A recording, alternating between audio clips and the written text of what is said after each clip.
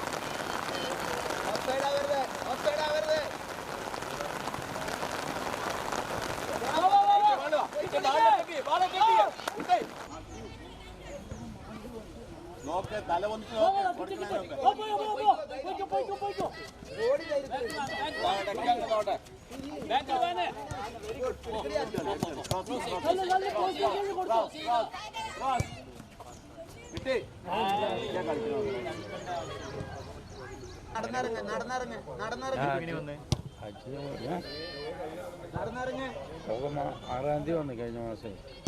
ഞാൻ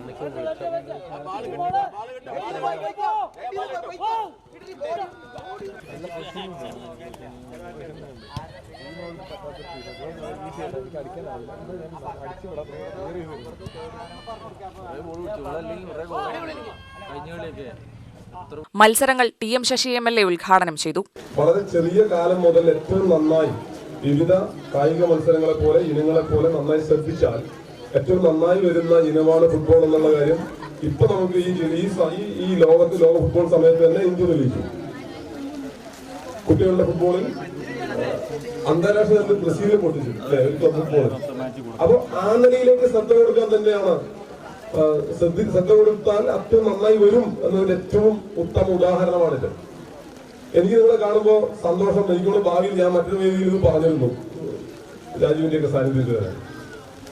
ജില്ലാ പഞ്ചായത്ത് നിലയിൽ പെൺകുട്ടികളെ പ്രത്യേകമായി ടാർഗറ്റ് ചെയ്ത് ഫുട്ബോളും വോളിബോളും ചെറുപ്പം മുതൽ അവരെ പരിശീലിപ്പിച്ചെടുക്കാൻ വേണ്ടി പ്രത്യേക പദ്ധതി ജില്ലാ പഞ്ചായത്ത് നമ്മൾ പ്ലാൻ ചെയ്തു. പ്രത്യേക പദ്ധതി.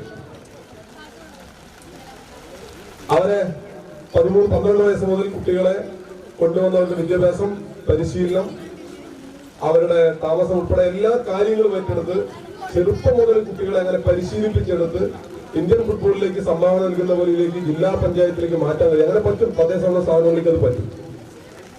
ചെയർമാൻ, മുനിസിപ്പൽ ചെയർമാൻ കൂടെ ഇവിടെ ഉണ്ട്.